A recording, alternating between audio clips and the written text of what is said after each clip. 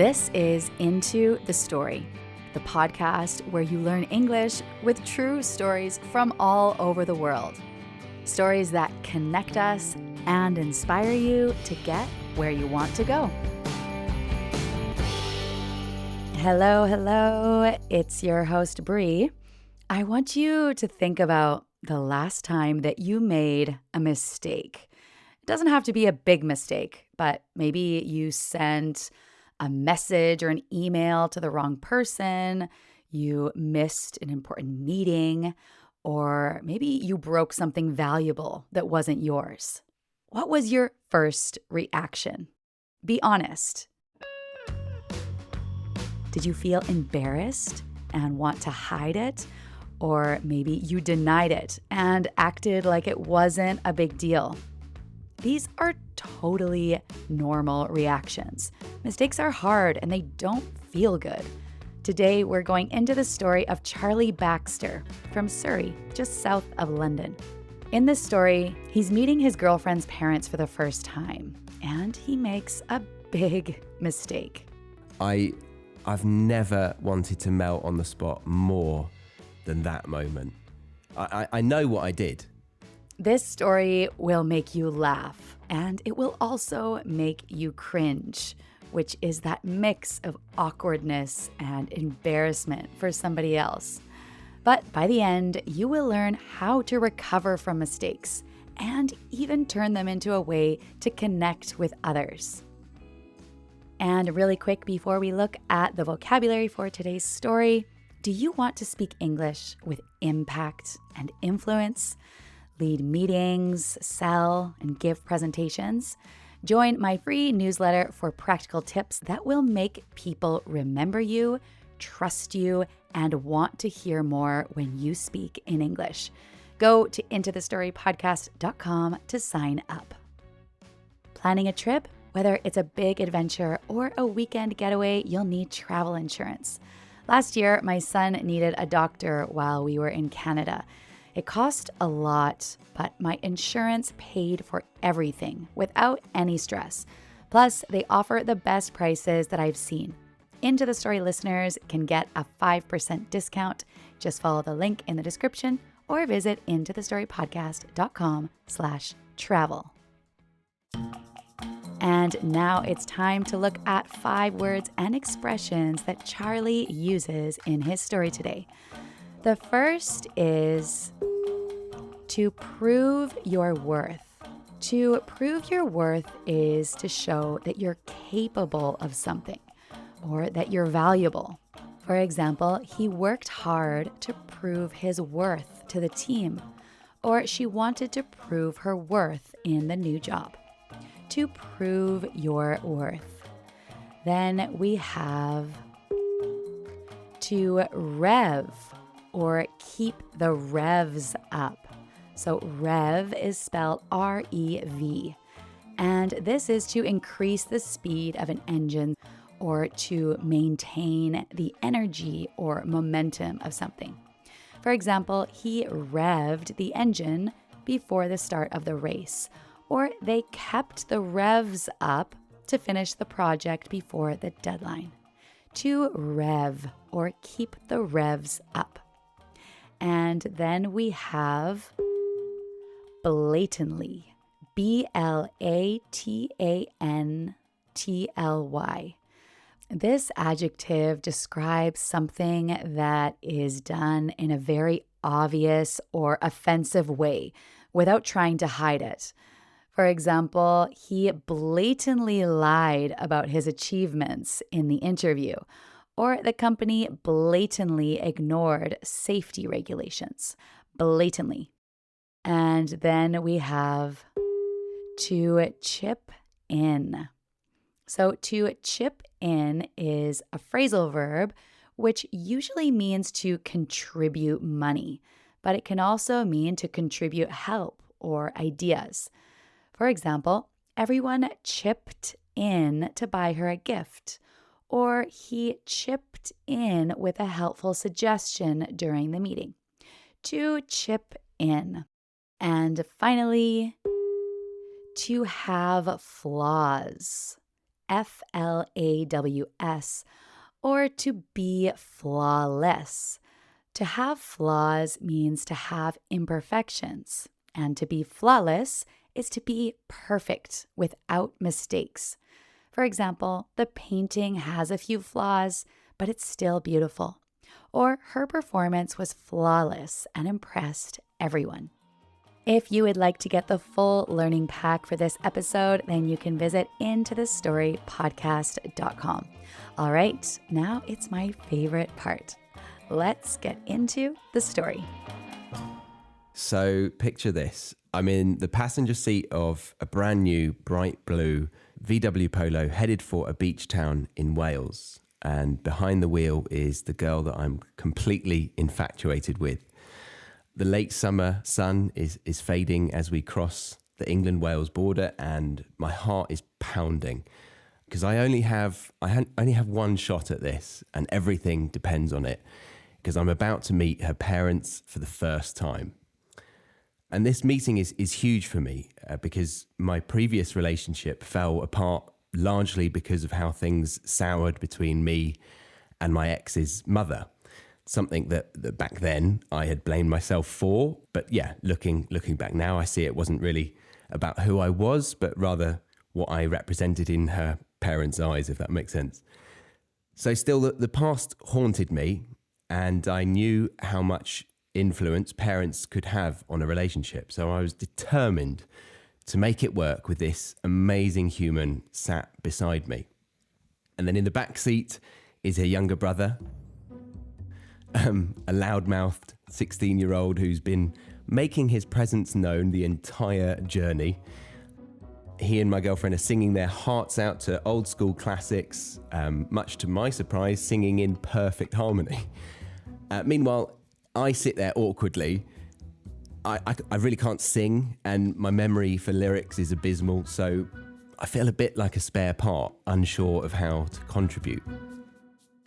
This goes on for a couple of hours. Charlie awkwardly tries to sing a few songs with them. Then he stares out the window at the English countryside, and finally, the gas light turns on. His girlfriend pulls over at the first gas station to fill up the tank. And I spot an opportunity to be useful, to somehow prove my worth, as ridiculous as it sounds. So I jump out, eager to help, and I say, I'll fill up. Grabbing the nozzle myself and filling up the tank. And then I, for some reason, feel like I've done something, a small gesture, but it's something, right? So we get back on the road, and as the sun dips below the horizon, things take a turn.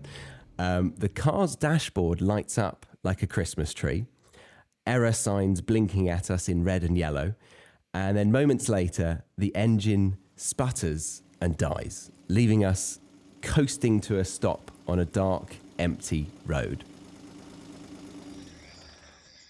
The seconds feel like hours as we sit there, stunned and unsure of what to do next. And to make matters worse, we're in the middle of nowhere with no phone signal at all. So without thinking, I jump out, I guess trying to take charge. And I say, let's give it a push. Let's try and give it a push. Trying to be proactive. So I didn't really know if that was the right decision, but I just went with it. And the stakes were rising at this point because we were stranded, and I needed to prove that I could handle, a situation in the unknown. Her brother jumps out too, only to start immediately vomiting all over the side of the road. I was just so confused, and I glanced back at my girlfriend, and I was expecting her to be panicked or disgusted like I was, but instead she just sighs and says, "Oh God, Mum's going to kill me." Charlie starts to panic a little bit. He learns that the brother has a problem where he vomits when he's stressed or anxious, which just seems surreal. But what's even more unsettling is that they've damaged his girlfriend's mom's car. But he's determined to be a rock in this situation of chaos. I try to console her and ignore the smell of sick as we push the car until mercifully the engine coughs back to life. We jump in and she keeps up the revs, trying desperately to keep us moving. And we have to speed through red lights. We risk it all at every junction and roundabout, which was stressful. It was very stressful because we had to keep the car from dying again. But there weren't that many cars on the road, and thankfully we made it.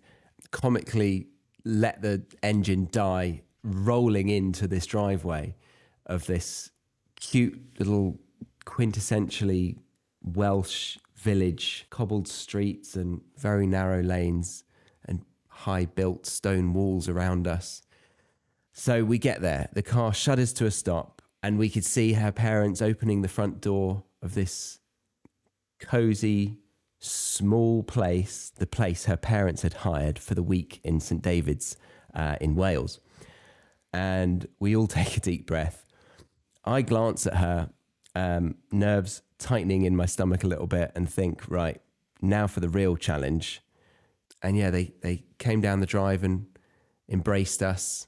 And then they offered to take our luggage, but I insisted. And yeah, I walked in to the house behind them, sat our bags down, and they took us through to the living room. It felt like a very, very close, small room. Maybe it wasn't even that small, but at the time it felt very, very small. And yeah, they put the kettle on and we exchanged the usual pleasantries. But then the topic comes up. What could have gone wrong with the brand new vehicle, her mum's brand new car? And that's when her father says, well, you didn't put petrol in our diesel car, did you? And that was the moment that I realized I had done exactly that. They started to look at my girlfriend, who then knew that it wasn't her who filled it up. And she brought everyone's attention to me, sat there on this overly squashy, comfortable sofa that was just so close to everyone. I've never wanted to melt on the spot more than that moment. I know what I did. I can see that green handle and smell the petrol to this day from that flashback. And yet, what came out of my mouth surprised even me. Diesel. Yeah, definitely filled it up with diesel, I'm sure. My voice sounded distant to me, like it belonged to someone else. I've never lied so blatantly in my life. But yeah, here I am, lying to her parents, to her and myself. All because of the thought of maybe disappointing her and her parents and ruining this whole opportunity to make a good impression. Charlie's sitting on the couch, blankly staring at the wall. He can hear the voices of the family talking around him. What could have happened? The car was perfect before they took it to London. And meanwhile, so they're talking, I'm secretly Googling the cost of fixing a bloody diesel engine with petrol in it. And I remember my hands are trembling as I type. The numbers make my stomach drop. I shouldn't have looked because it said thousands of pounds. Thousands of pounds were going to be what it would take to fix this. And it said if I run the engine, it would be beyond repair. But yeah, my mind was racing the whole time, couldn't really engage in the conversation. I mean, I was just furious with myself as to why I didn't just admit. Why didn't I just admit in that moment? Just made it all worse. 10 times worse. The night dragged on. I could hardly sleep. At one point, I even think I thought about just slipping out the door, just disappearing into the night and never seeing any of them again. So morning comes and I'm woken by a sound of a car engine being revved outside. I peek out the window and see a mechanic who's popped the bonnet, running diagnostics on the Polo. And my heart pounds as I watch, knowing exactly what he's about to find. And I'm just dying to shout out, "Stop revving that bloody engine." And a few minutes later, the mechanic turns to the family and quite clearly says, "Yeah, it's got petrol in the tank." And all eyes turn on me at that moment, and I just actually breathe a sigh of relief, weirdly. And I just admit it. I say, "I'm so sorry, guys. I can remember that, yeah, I did fill it up with petrol. I don't know why I didn't tell you. I'm really, really sorry." And they had sympathy for me rather than confusion and like guessing what could be wrong with this car. Now they know. And they can see that I made a mistake. Charlie feels so relieved. Embarrassed, yes, but very relieved. And then the family goes from looking at him to slowly turning back and looking at the mechanic. The damage was actually not too bad. It was about £150, which I was happy to pay for. And then they offered to chip in, which was kind of them, but it kind of made it even worse that they had to pay for my mistake as well. And then we got on with the holiday, and it was beautiful. We all moved on, and we had some really nice moments. They got to know who I was. Apart from her brother, every now and again would chip in when everything was going well and just say, "Remember when you ruined my mum's car?" And I would kick him under the table, but it was fun. And now, 12 years later, I'm married to that girl, and her parents feel like my own family now. Her brother even calls me when he's in a time of need. Obviously not for a mechanic, but yeah, I feel completely accepted by them. And looking back, I think it's clear that my decision to lie was kind of because I thought I had to be flawless, and that one mistake would ruin everything. But the truth is, I think honesty would have been easier. I think everyone listening to this story knows that honesty would have been easier because, yeah, honesty opens the door to a real connection, like a genuine connection with somebody, because we're not perfect. And the right people will accept you, I've realised, mistakes and all. When we've done something embarrassing and terrible, the best thing to do is to face it and own it. So the next time that you send an email to the wrong person or you forget a meeting, you just have to say, "Wow, I am sorry, that was bad. And here's how I'm going to try to make it better." When you own your mistakes like this, it can actually help build trust. And people will forgive you when they see that you take responsibility and you try to fix it.